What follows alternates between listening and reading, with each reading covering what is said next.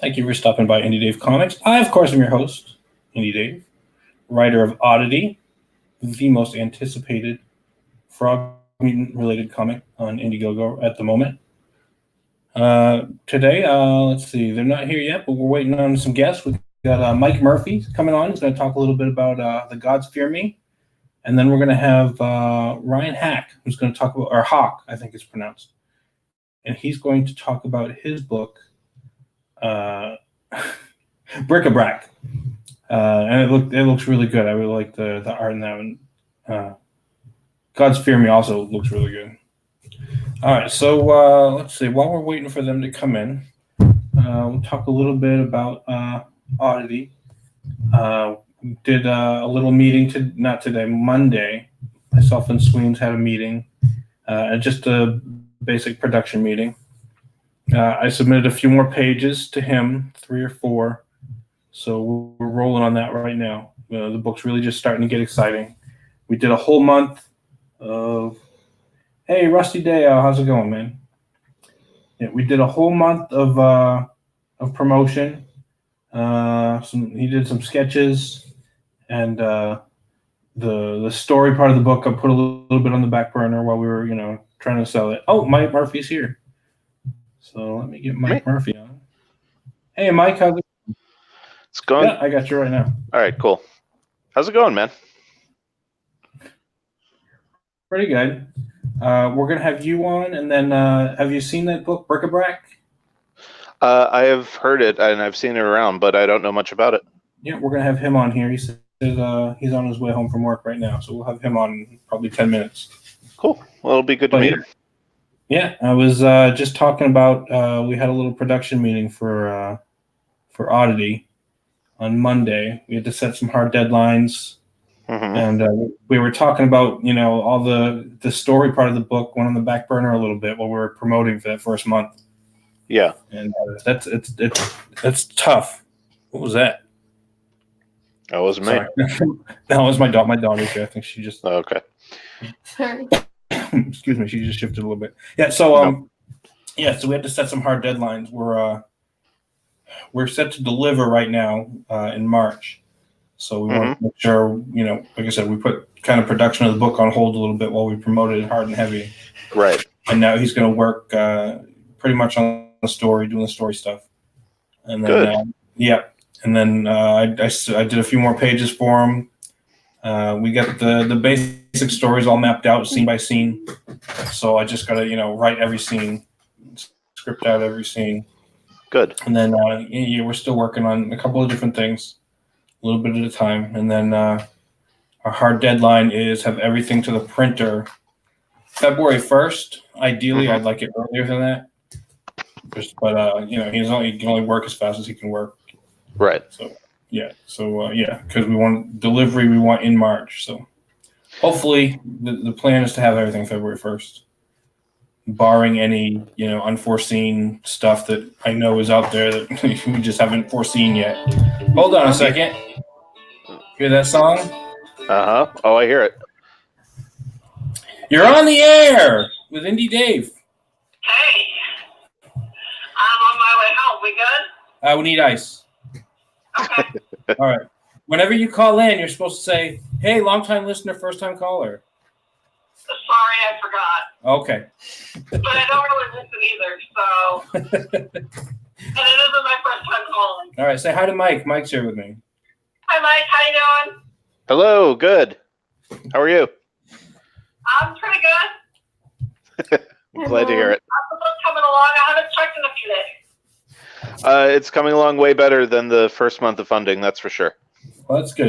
Well, that's good. I'm glad. Yeah, thank you. Hopefully you make it because I like the art. It looks awesome. Thank you. Yeah, we're pushing hard, so I think we're gonna make it. All right. Good. I'm so happy for you. Thank you. All right. I'll see you when I get home. All right. All right. Bye. Love you. Bye. Yeah, so she's just finished at work. To be here? What? Am I allowed? Yes, you're allowed to be here. All right. So we're talking about production stuff like that. Yeah. So hopefully, I mean, obviously, unforeseen things are unforeseen for a reason. So as of Yeah. right now, that's what the schedule is. Yeah, that's again, that's the lesson that I learned from Malin. You know, again, we set our schedule for September for Samurai, and he's like, well, you know, you should add an extra 3 months to whatever you think your ship date's going to be. And I'm like, come on, man, like it's September, I'll be good. And now here I am, it's going to be November. So Yeah. And you've been having computer problems, right? yeah, that's part of it. Yeah. So basically, like I said in the update for Samurai today, my computer is really temperamental when it comes to updates, and the fall update from Microsoft just kind of forced its way onto the laptop. Mm-hmm. And I mean, it's functional, but not, because it'll do stuff like it'll just blue screen on me and hard reset. You know, icons from the desktop will go missing. Sometimes stuff won't save, or it'll save corrupted. So I gotta take it in. Yeah. Let me see. We got your screen up. Hold on. Oh, there we go. Oh, it's already up. All right.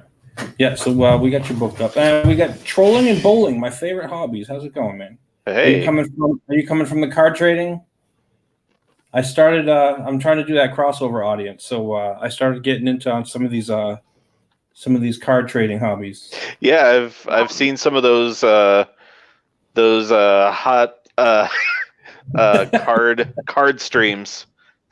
Yeah. So there's another guy called Jabs, and I started getting into him because he does like these auctions, and he gets these like high dollar cards. Yeah. Right. Like the high dollar boxes, and he auctions them. He's like, all right, okay, everybody, you can buy in. And some of these boxes are like $2,000 boxes of cards from like 1987 or 84 or whatever it is.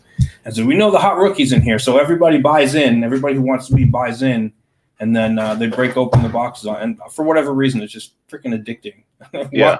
Just watching them open this stuff. Oh, that's right.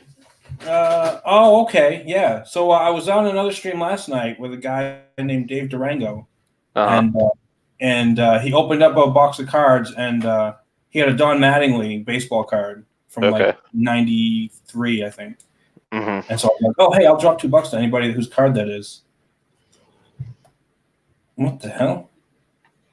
All right. So yeah. So so it was going to him. It was going to trolling and bowling, and he said, "Yeah, go ahead, you can have it."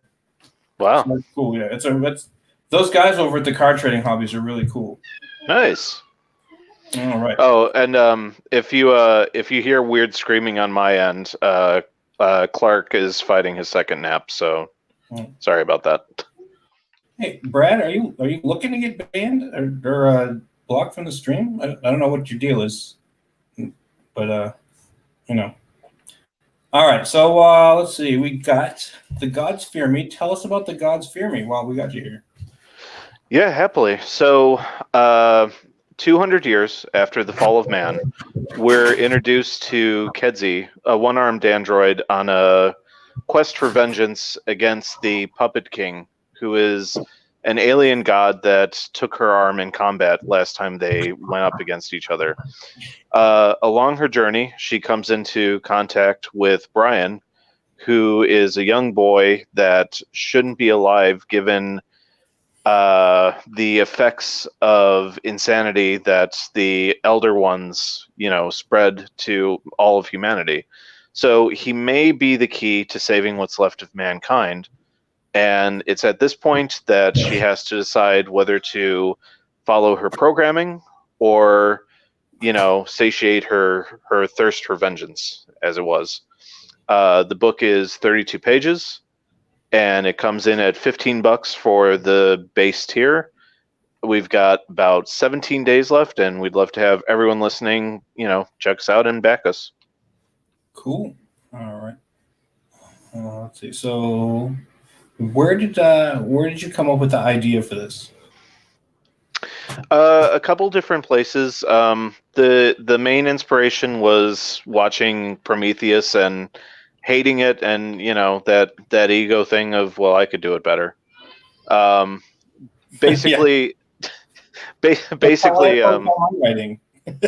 yeah. I mean, look, I try to be humble, but at the same time, like, if we're being honest, like, I feel a lot of writers come from that place of like, I could do that better, or just like, well, what if we did this instead?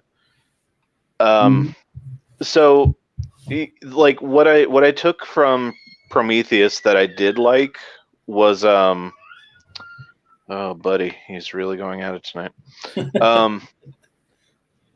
What I took from Prometheus that I did like was I thought Fassbender as the android was cool, and I also liked the giant Lovecraftian primordial facehugger thing that the engineer had to go up against towards the end of the movie. Mm-hmm. And I just like I didn't understand why the whole movie wasn't just robots beating up on those things for 2 hours. And that idea stuck with me, and some other stuff, like my love for the Rocketeer. That's why Kedzie has a jetpack. And last and most importantly, her missing arm being a theme comes from an interview with Frank Miller talking about Daredevil, and why he loves the character, because Daredevil's one of the only heroes defined by what he can't do. And I was like, oh, that's really interesting, and it got me thinking about characters having to deal with disabilities, and like how that adds to the hero's journey in a way that just normally fully capable characters don't have to endure. So yeah, all that stuff just kind of gelled together in my head, and little by little, the Gods Fear Me came together. All right. So what are we looking at right here? What's going on? Sorry, I'm on my phone. There you go. Oh, no problem. Yeah, because again, like my computer's unreliable. Oh, yeah, that's right. Yeah. Right. So that's the Madness engine.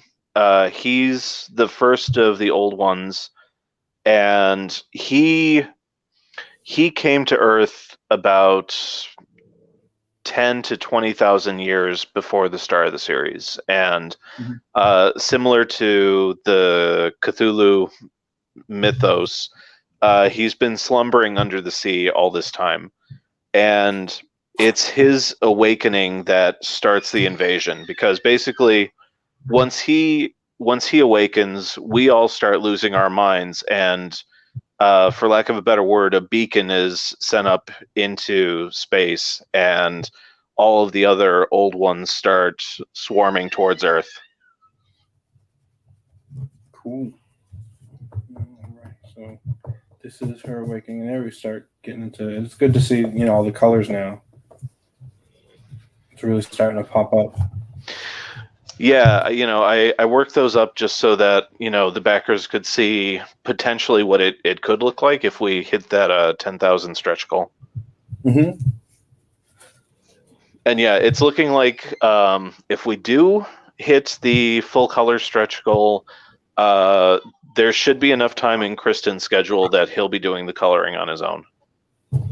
All right. So let's see. Trollin' and Bolin asks, and we're going to get into this right now. We will answer his question. How much are you charging for a copy of this? Well, yeah, go ahead. No, yeah. So it's $15 for the book by itself, for physical, $10 for digital, and you have the options of either going for the physical and prequel, or you could get the swag bag which comes with the physical copy, the prequel, and a whole bunch of cool stuff like a poster, a card, postcards, like a whole bunch of stuff. All right. So let's see. Let me get back here. Mm-hmm. All right. So yeah. So for trolling, I don't know if you've ever done or have you ever seen Indiegogo before. It's very similar to Kickstarter. Most of the books, when I have somebody on here, they're on Indiegogo, or I think I've occasionally had a Kickstarter guy on here. But basically, you go in there and it's all crowdfunded. So you go and you would see the different tiers and how much you get a different thing for each tier. Like sometimes you'll get like a free sketch, or not a free sketch. You'll pay a little extra and you'll get a sketch, or you'll get the full inked cover, or whatever it is that the creator offers extra on top of the book to get the book funded for printing and for shipping and all that other stuff. It seems expensive, but you're not getting a regular sized floppy comic book. You're getting more of a deluxe kind of edition with a lot of extra goodies and that kind of stuff. Yeah, a lot of these Indiegogo, indie Comicsgate, whatever you want to label it as, a lot of these products are basically premium products that you wouldn't normally see on the stands at a comic book shop or at a bookstore. We kind of put some extra TLC into them to make them worth your money. And if you buy the book, you get these boxes removed. Yeah, it's true. And you don't even have to pay extra. They remove the boxes for free. Oh, and I should also note that so the physical book, as it stands, once we hit funding, will have a cover by Kristen Rossi, the artist of the book. But if we reach 12,000, the cover will be by Donald DeLay. Oh, cool. And if you wanted an alternate cover, we have our very first alternate cover, which is provided by Preston Acevedo. Oh, nice. Let's see. Is there a picture of that here, or has he done that? Has he already done the cover yet? Yeah. So if you scroll down past the preview art, there should be a rough mock-up of what it's going to look like. Okay. This looks really good. Who was it? Was this Narwhal that did this? The colors, or who was it? Oh no, I did the colors. No, yeah. Was it you that did this one? Who was it that did their version for you? There's like a. Oh well, yeah, Narwhal did his interpretation of that panel. Yeah, it was really cool. Let's see. Yeah. You say is it past the stretch goals? Yeah. A little bit more. Trying to see if I can shrink it down. There we go.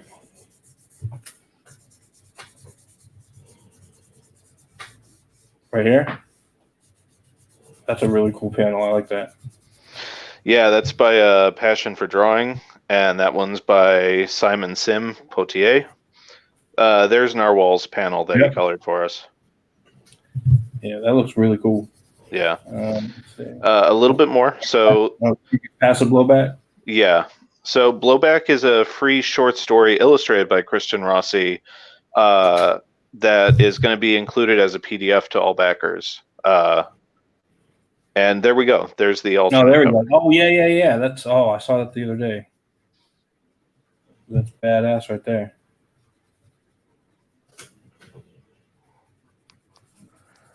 Wow, yeah, Preston. Cool. Yeah. Preston kind of knocked me over when he sent me that thing. I wish I could shrink it so I get the whole thing in. Yeah, that's you can knock that out of the park for you. Yeah. So yeah, that's our very first alternate cover in Chibi Comics history.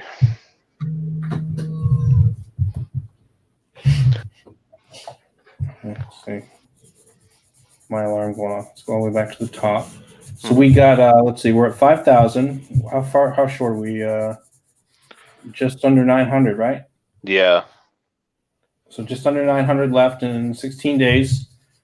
Get to that goal. Once you get to the goal, then we're good to go. You're going in demand, I assume. Oh, of course, yeah. I mean, especially because we had to extend the campaign. Like there's some scheduling stuff with Christian that we're gonna have to work around, and like we're not looking to even think about fulfillment until like around May or so. So yeah, being in demand will help us and buy us some time to work towards a good handful of those stretch goals. Cool. Yeah. Let me scroll down. All right, so let's see, 5,000, 140 backers. And like I said, if you want to get in on this, let's see, the swag bag comes with, there we go, physical. And it also tells us a little about the novella. Sure. So the novella is designed to be evocative of like Golden Age pulp magazines and Lovecraft short story collections. It's called The Million Eyes of Our Conqueror, and it takes place right when the Madness Engine awakens. So we go through the fall of man, and we watch the development of the android line that Kedzie is a part of, which kind of patrols the Earth while what's left of humanity is placed in cryogenic stasis. Cool. All right, and that comes with the swag bag. Mm-hmm. Yeah, you can get the book and the prequel in their own tier if you want, but if you back the swag bag, both of those do come as part of the package. Oh, that's pretty cool. All right, there it is, Million Eyes or digital prequel. All right, there's your digital copy for $10. And let's see, your single physical copy. Like I said, if you want to get in on it, the digital copy for $10 is cool. I always like having that physical book in my hand. I can't do the digital. Yeah, same here. Yeah, she doesn't read comic books digital. She doesn't like all of them. My wife reads a lot of digital books. I don't know. That's different. Even maybe. I No, don't know. it's mom doesn't like all of them everywhere. Yeah. Well, that's the thing about the digital too. Is if like I buy to read and I collect, and that's what a lot of people do. But it's a lot of people, they don't want the books taking up room in their house. The digital options, Right. perfect. You're playing. Yeah, no, I get it. I think it also depends on the title and like if it's something that you're going to want to go back and reference or look at over and over the years. If it's something that's just meant to be like popcorn entertainment and more disposable, I mean, there's nothing wrong with digital. Yeah. No, like I said, I don't have a problem with other people that like it. It's for me. It's just not for me. Right. I want you to know, I just got a message from your wife. You did? She's sending me that sketch that she did for our book. Oh, nice. The fan sketch. Yeah, she asked for the address. Okay. Yeah. So it's let me see here. I'm gonna show that off. Oh, I see it actually. Yeah, I had to retreat to our office, and she swapped places with me. Now she's taking care of Clark, so I'm actually looking at the piece right now. Yeah. Let's see. So let me click on that. I'll share, and there it is, right there. So this is a character from our book that Mike. Check out her Selena Hernandez's Instagram. She's got a lot. The art is. I really love her chibi style. It's not like it's different than a lot of others than what you consider chibi, I guess. Mm-hmm. I mean, it obviously is, but at the same time, it's really her own style. She's really got her own thing going on, and all of her stuff's really good. Yeah, as an artist, Selena's voice is really, really singular. Like, there's no way you can mistake whenever you see something by her. So you know right away. Yeah, it's really cool.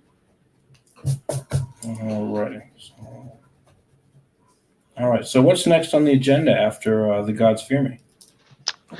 Well, we're going to focus on building the stretch goals, and I'm probably going to have to spend most of November and probably a little bit of December fulfilling Samurai.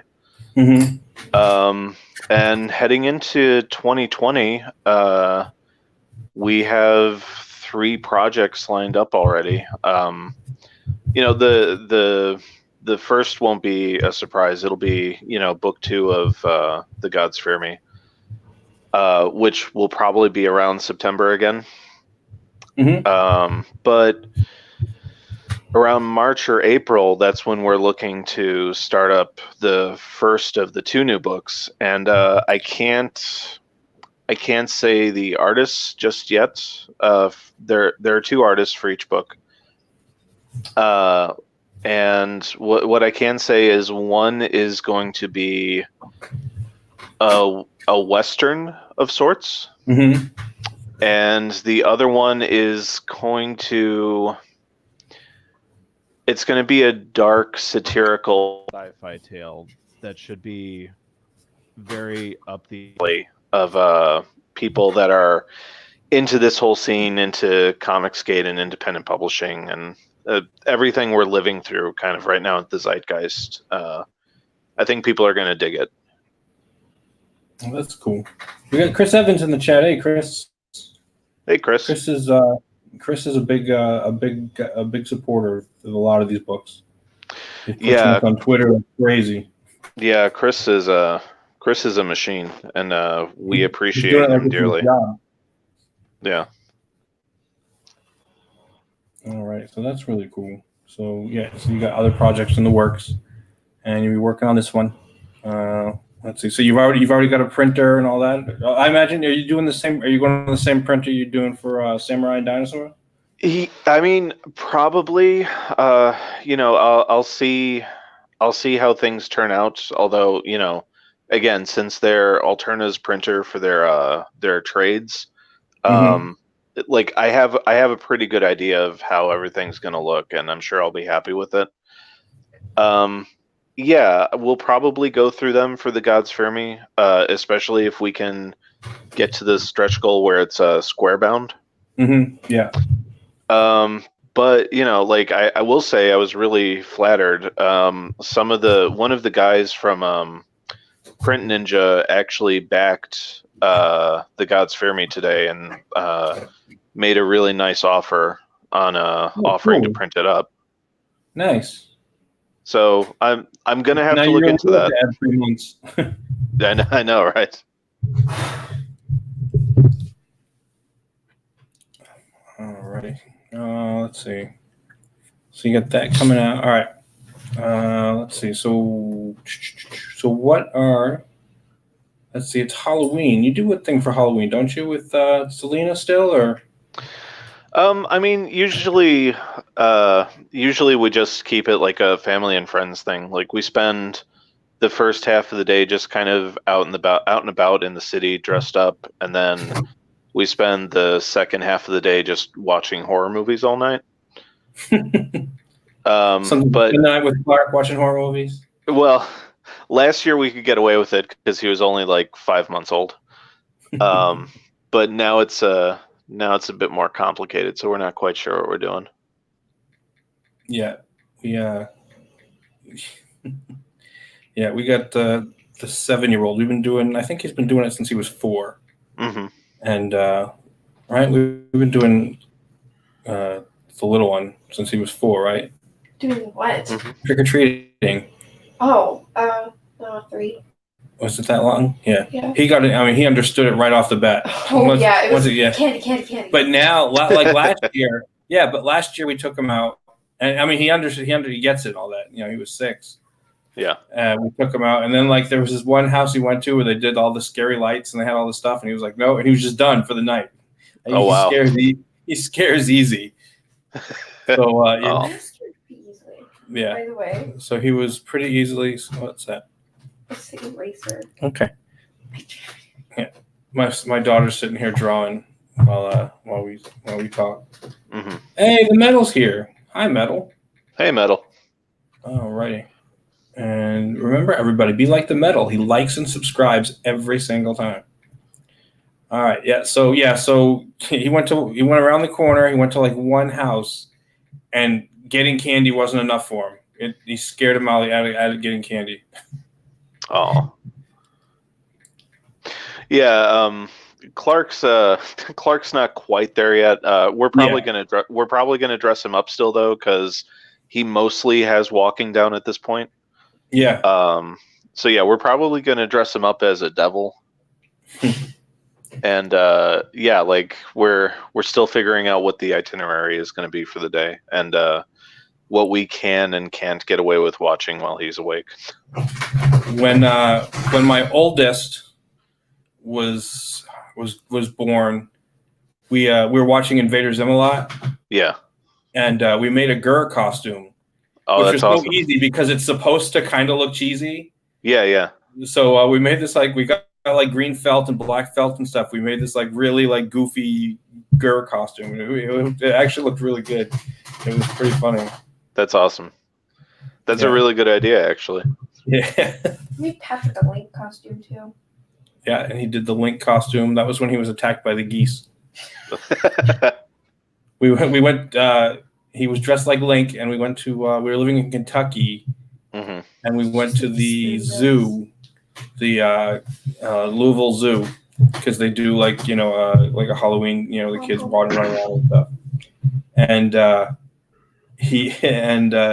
he got attacked by geese. There were some wild geese running around. Oh, and he hates them now. Yeah, he's 15 now. He's 15 now, but at the time he was 6. He was about William's age, I think. Yeah, he was about my youngest age. And so now he calls them demon birds. Yeah, he sees them and he's right back there to being 6. Yeah. Well, he's not that bad, but he jokes around about it. Sure. It didn't traumatize him for life or anything like that, but he always remembers it. Yeah, no, I'm right there, man. I had again, my parents recount that I had a bad experience with a clown running up to me when they took me to the circus. Mm-hmm. So I don't deal well with clowns, and then someone in my family was terrified of spiders, and I guess that got imprinted on me. So clowns and spiders, I don't do too good with them.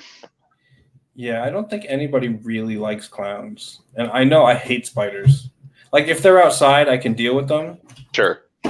But inside, I don't like spiders in my house. And the bigger they are, the less capable I am of functioning. All right, hey, we got Ryan Haak. How's it going, man? Really good. Sorry about the delay. I'm sorry about that. No problem. You're in here with Mike Murphy from The Gods Fear Me. Hey, Ryan. Awesome. Hey, what's up? It's good to meet you. You too. All right. So, Ryan Haak, let's get your book up. You have written a comic called Bric A Brac. That's right. Yep. And let me pull it up real quick. And all right, tell us a little bit about Bric A Brac. Well, it just launched on Indiegogo on Wednesday afternoon. It is a book that is about a planet Christmas. And essentially what happens is there is a battle of resources going on in this planet Christmas, which has caused a lot of people like the Nutcrackers or Good King Wenceslas, or even the Sugarbone Fairies, and also these fantastical creatures who live in Planet Christmas to wage war. And it is pretty much an epic story, sort of like Rudolph the Red-Nosed Reindeer and those kind of holiday specials like the Rankin and Bass holiday specials, plus a Star Wars flavor. So it's not only is it intergalactic, but it is a mix mash of those two ideas. It is a children's book, but it definitely deals with some really important ideas about Christmas and just why we celebrate it, and why so many people find it a controversial holiday, but also the beauty of the values of the holiday itself. So it's just a really fun book that I am so happy to bring into this world and bring on Indiegogo, because it was on Kickstarter and now I brought it over the pond. How'd you do on Kickstarter? I did really. I succeeded. We did succeed, but unfortunately, I had a backer pull out a lot of money, a huge contributor, and we're here to not only recover that lost fund, but also gain some more friends. So, yeah, well, you did a lot. I saw you on Doug's show the other day. That's right. Yep. And let's see. Yeah. So, first of all, I love the art on here. Yes. I'm always I don't want, I use the term cartoony I don't know if people take offense to it just because never. I say that term. I mean, I feel like some people think I think it's simple or whatever, but I love the style here. It's beautiful. It looks gorgeous. Yeah, it really does. And it's because it's it's fantasy and it's fun and it just looks great. I really like the art on this. The artist's name is, I'm the creator and writer, but the artist's name is Rafael Sam. He's a Brazilian guy who is just an incredible talent. And he has indie books of his own, but they're all in his language, which I really would love to have for people to see his amazing work. And he's worked on so many of his own books that they really do deserve to come into an English translation, because I think people would be amazed by his talents and just imagination. He's a great guy and totally a great collaborator as well. That wasn't me. It's always not you. Cool. Sorry, I got family stuff going on in the background. Let's see. Yeah, so oh my god. I mean, I just love this. It reminds me of a comic I read not too long ago called Ruin World. And I can't remember the name of the artist, but it's very similar style. And it's very it's just really cool. I've never heard of that, but I'm looking it up now. Derek Loffman. Derek Loffman, yes. It's a very similar type yes. Type This style. is, I gotta check this out. I love this art. Awesome. It reminds me of John Salmari. You know that guy too. He draws kind of in the cute style that I really like. Mm-hmm. There's a look that I had for this book that I, somehow we came together and I found him on ArtStation and we just had been talking about it for a year and eventually it came to fruition and I'm just so excited to continue on. So with our funds from Kickstarter, we'll continue to produce pages so it'll be kind of interesting while on Indiegogo showing people the pages and then continuing with the campaign. So it has another life on Indiegogo, probably because of Doug, but also because I'm trying new things and trying to be on interview shows as much as possible. We've already made 3 times what we made on launch day. So, on Kickstarter. So, it's just, I'm really excited to show more people this book because, I only had maybe 100 some backers and I would like to have more people get the book, so. Yes, okay. Yeah, so, this is definitely going to be one that's on my list, I think. Yeah, it looks really great. I've had to slow it down. I bought way too many, way too fast last year. I've had to slow it down, but I'm definitely putting this one on my list. Well, I thank you, man. It's worth your time. This is a book that it's my most personal story I've ever written, and it's also just a blast. And it's about more than just a Christmas special. It's not your average Christmas book by any means. So. Yeah, I was talking a few months back about I really want to do a Christmas book, and the whole book would be based on like Christmas movie tropes. Yeah, and the whole story was going to be the whole thing was going to be about Santa Claus is upset because all these tropes are real, like all these things happen, and it seems like the kids of the world are always trying to catch him, and if they catch him, Christmas is over. So he's on the verge of just giving up because he's like, obviously these kids do not want Christmas anymore. That's really interesting. Yeah, there's so many great stories that can be done with Christmas, I think. I mean, I think it just shows with the amazing amount of stories we have already. I think obviously, the Christmas Carol, which is a classic story in its own right. But I mean, we just have so many great stories about Christmas and specials and every show that's great has a Christmas special. Seinfeld, all these amazing shows, they have a Christmas special. So, there's clearly a meaning behind it. So, it's such a great time period to have a story. I love it because it elevates things in a way that it makes it more exciting and more vibrant and fun to look at, even, even some of the more darker shows, like, I don't know why, but I get a lot of inspiration from the Batman animated series Christmas with the Joker. I think that obviously that series is so dark, but when you bring Christmas into it, it almost changes everything. And that was just season 1, and I've always loved that episode because of how Christmas changed the entire series in tone, essentially. You know, so it's just such a beautiful time, and it definitely elevates stories. So you're right about like there's just so many great Christmas stories out there. Yeah. Now tell us about these 2 characters we're looking at right now. Yeah, so Garrett is the kid in the back, and he is our main character, and his goal is to, the past couple of pages you were seeing that Garrett's home planet, Sugar Plum Cove, which is where all the children of Planet Christmas live, because the Sugar Plum fairies protect them from the war and all these, the Nutcrackers who would like to use them for their knowledge, because the children possess knowledge of where Father Christmas is. No one else is. All the adults have forgotten where the North Pole is, where Father Christmas is, because they're too busy with war, and their Christmas spirit isn't pure enough to kind of understand where Santa Claus is, or have the childish playfulness to even believe that he can do anything and exist.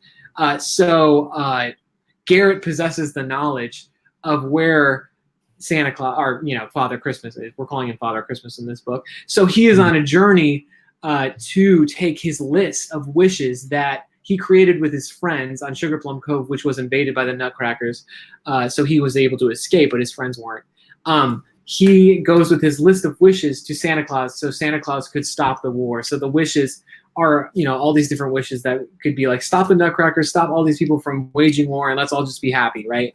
And that's what his list is. And, obviously a lot of conflict comes in his way, and Santa Claus isn't the same guy that he thought, or Father Christmas, rather. And the person who's driving that snowmobile, her name is Marie, and she's trying to help him out, but she also has a secret agenda that he doesn't know about. So she's a part of the Christmas militia, who are the good guys. They're the rebels, but they also, they use guns, they use things, and Garrett's pretty scared about those things because he's come from a planet that was, or a little island that was so peaceful, just until these Nutcrackers decided to, invade it. So his whole world has been flipped over, and it's just an awesome book because it's very much about Garrett comes in contact with a lot of different perspectives on Christmas.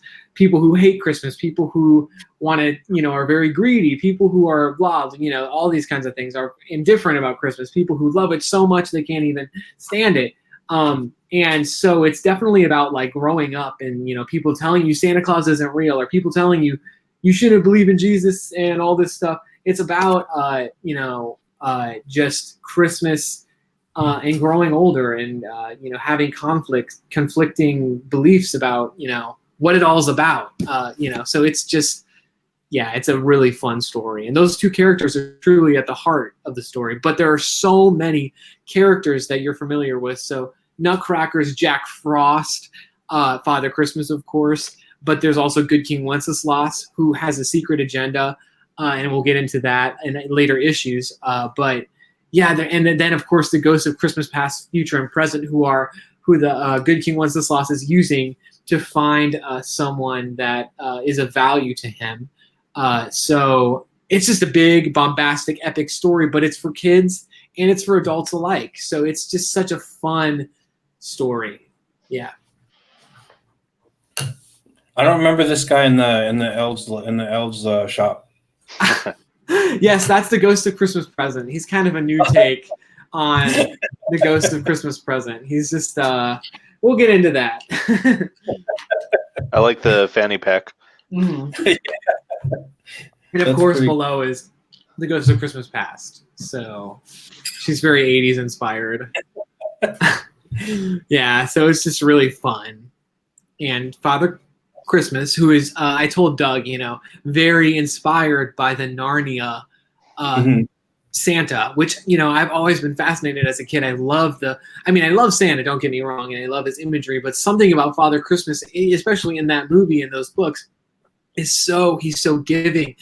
And he is, when you live on a planet Christmas, I think that the commercial Santa Claus doesn't really exist, and what does exist instead is like a myth.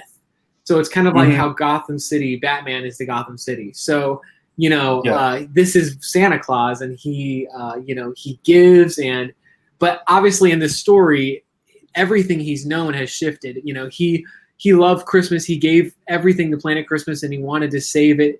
And he worked tirelessly every night, because they celebrate Christmas pretty much every night. So he works tirelessly every night to get them Christmas presents. He makes them all the time, and yet they're in war. So he goes into exile because he's upset about this. And so that's what Garrett finds out. And yeah, they have an interesting interaction. But this is only the first part of a 3-part story, but there is definitely hints to this unhappiness, this change in stasis of what we know of Christmas and what the world of Bric A Brac is like. So, and there's Jack Frost too. He is in hiding because he did some bad things and had some associations with the Nutcrackers that he's not very proud of. So he'll come back too, and there's going to be an epic fight between the main Nutcracker, who's on the thumbnail image, General Almond, versus Jack Frost, and that is going to be a throwdown you don't want to miss. So that's issue 2, but yeah, that's an epic throwdown.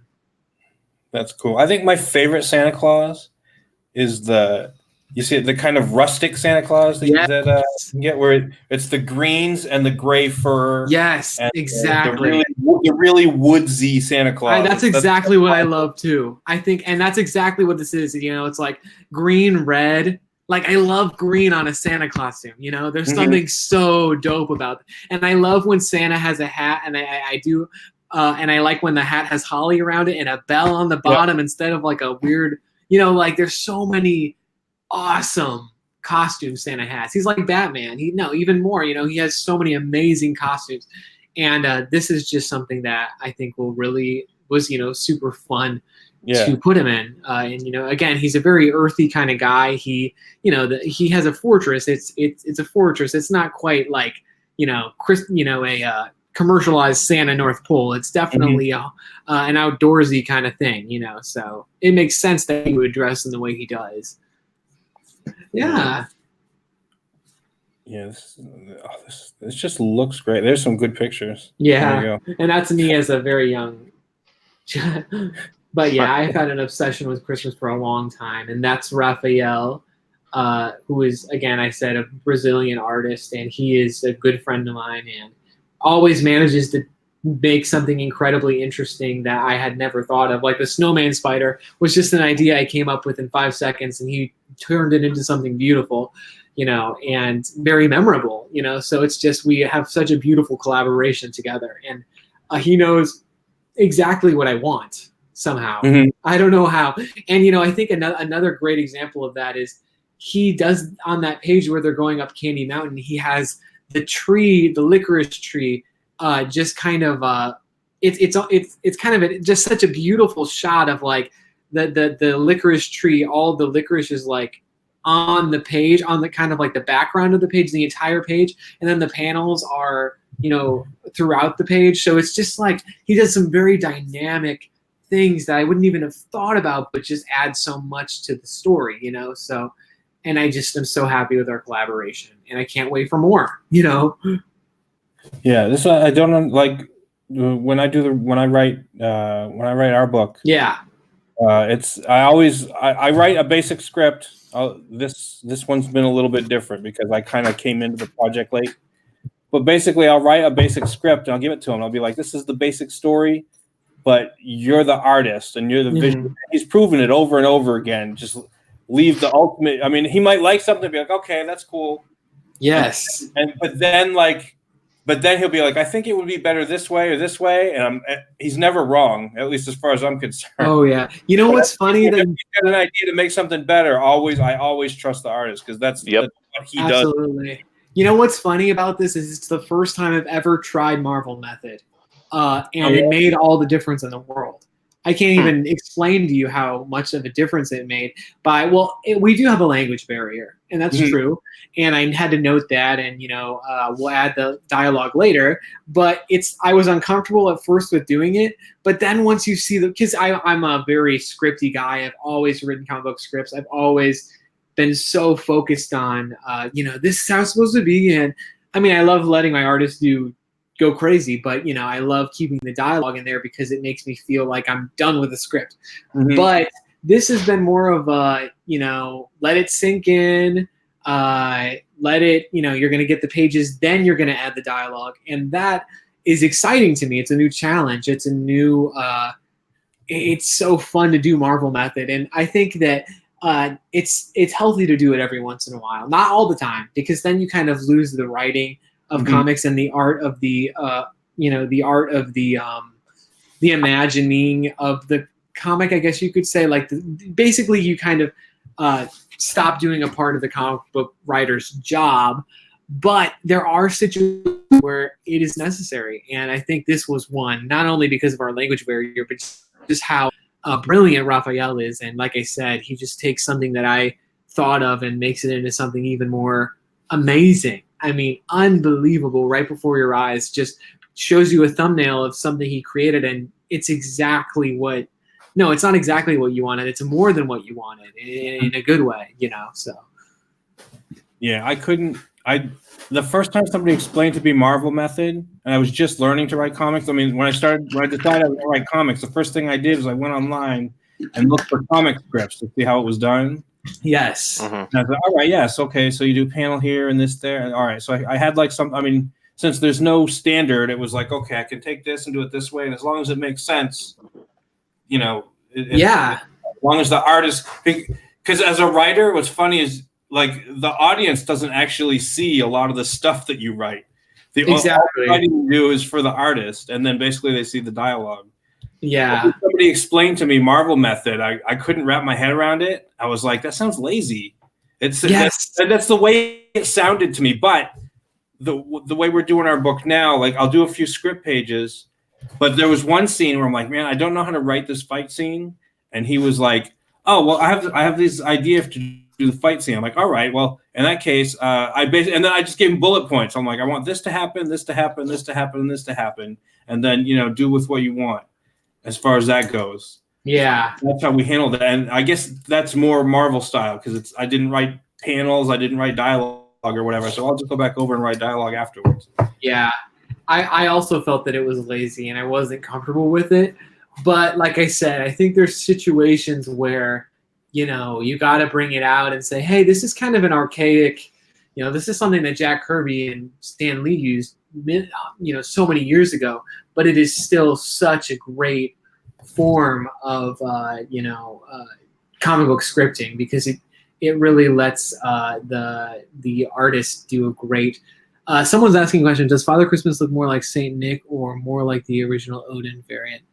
Let me see. Well, I think that he does kind of look like Odin in a sense, but it's interesting that you're saying that because the artist who is gonna be who actually drew the thumbnail image, this Nutcracker, it's not Raphael. His name is Tom Barton, and he is going to be drawing a print of Father Christmas. So that is going to be available to all backers of some like what is it called? The Holiday Cheermeister and Up tiers. So just talking about the Father Christmas, there is going to be a variant kind of print image that's going to be with the book. Just by the way, the metal. Now, when you were doing the character designs, what did you tell the artist? Did you like? I want Santa Claus to look a certain way, or how? It was definitely like I sent him some images of like. Well, I did like some Norman Rockwell things were really inspiring. There's an artist for the North Pole. There's this artist that I think has totally been misunderstood and maybe also just not acknowledged enough. And his name is George Hank, and he almost over Norman Rockwell is a better artist at Santa Claus because not only has you look at his images he's created. He used to draw for Ideals magazine, which is a magazine that doesn't print anymore, but in the the 20th century it was like kind of big. And he created what we think of the North Pole as today, and the images, the lore, the elves, obviously elves have been around forever, but some images of like what the North Pole looks like. So I sent Raphael a lot of those images and said, hey, these were things that were really inspirational to me as a child. There's so many images of Christmas that I just can't get out of my head that I absolutely love and I've always wanted to engage with in a comic book. So I sent those to him, and he understood. He definitely understood. The idea for Father Christmas, like I said, came from those images.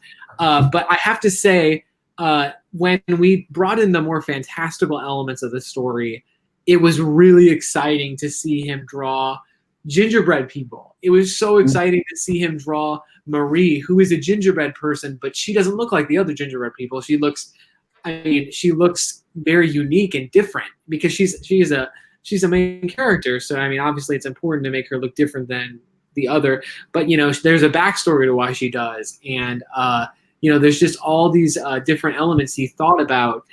Garrett is, he's wearing clothes that are kind of woodland because, like I said, he lives in Sugarplum Cove, which is, a very, the Sugar Plum Fairies live in a very peaceful environment, and they live very simply. So they don't have a lot of threat until obviously. So we brought those ideas into Garrett's design, and then for the Nutcrackers design, obviously they're very classically Nutcrackers, but they're also like General Almond has candy in his hair, so and his hair is all crazy, so it shows that he has some he's been around a while, you know what I mean? And so it's just, you bring different things into the characters because, either this one's older or this one is more gentle, or maybe this one is just an outcast, So it was just super fun developing the characters and the fantastical characters in Christmasville, which is where a lot of the fantastical characters of the book live. It was just so cool to see him draw what I described as a Christmas dragon, but he made into something so beautiful, obviously, as you see on that page, or a snowman spider, like we mentioned before. So it's just, there were references, but there were also just go crazy, do whatever you think this might be. So yeah, that's how it kind of went with character design. So with this planet, the picture that we're looking at now, what kind of direction did you give him on this one? I said it looked like an ornament, and it does look like an ornament, as I said. Yeah. And also, it had different regions. So not only do we have a very icy area where Good King Wenceslas lives, but we have a tropical area where a lot of poinsettias grow, the poinsettia forest, which comes into play, where a lot of Garrett actually goes in the primarily in the second issue and kind of discovers some new people who scare him a little. And then, of course, there are, islands. There are all kinds of places in Planet Christmas, all kinds of climates, which is important because you think, oh, it's this Christmas planet, it's all snow. But it's, it's a planet. It has an ecosystem. It is it's a living planet. So, you have to take those things into account sometimes. And that's where the idea of this kind of Planet Christmas came from. So that's pretty cool. We definitely like this book. Thank you. I appreciate it. All right. So let's look at the tiers. Let's see. Well, let's see where you're at right now. Let's see. So you're at 441. You need to get 4,700. So you're just 10%. You get 28 days left. Let's see. Stocking stuffer for $5. You get your name in the book and the thank you page and and you get the digital version. That's right. All right. Nutcracker 2. Let's see. You get your name in the book. You get your digital PDF. And what's the unspeakable text? That is my old book. I just it succeeded on Kickstarter in June, or actually in July. And it's a horror anthology of stories I wrote. It's of 3-page stories that I wrote, and there's 11 stories drawn by 11 different artists. So it was really fun to do. And it's just a reward. I thought if people wanted to get more of my work, get like some more of my, if they missed out last time, I never brought Unspeakable Text to Indiegogo, so I thought, why not?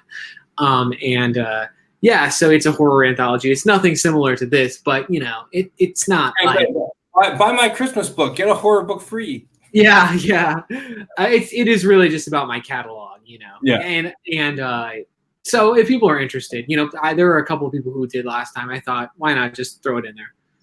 All right. Let's see. Reindeer Games for $12. You're gonna get your thank you page, digital PDF, and the physical copy. Yes. All right, and let's see. Holiday Cheermeister. Very a Grinch reference, kind of, which is like the most epic. That whole scene is like kind of scary, but also amazing at the same time. All right, that one you're getting a copy, you're getting a bookmark, and you're getting a print. Yes, the art print of Father Christmas. Oh, cool. Yeah. Let's see. The Lost Christmas Eve. What are we getting with that? The bookmark, we're getting the art print, and you get an ornament. And a holiday card, yes. I'll kill you on shipping. And this, I don't know. well, I know odd-shaped stuff are always different.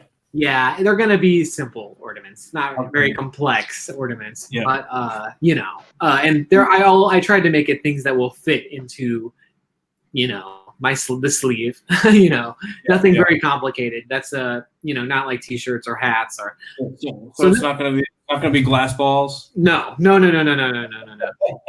going to be paper. They're going to be those. I'm going to make it myself. I haven't really thought that through, but you know what? They're going to be epic. All right. Underneath the Tree. So this is a special one. So I reached out to a bunch of creators and said, hey, I love your work. You showed me some love.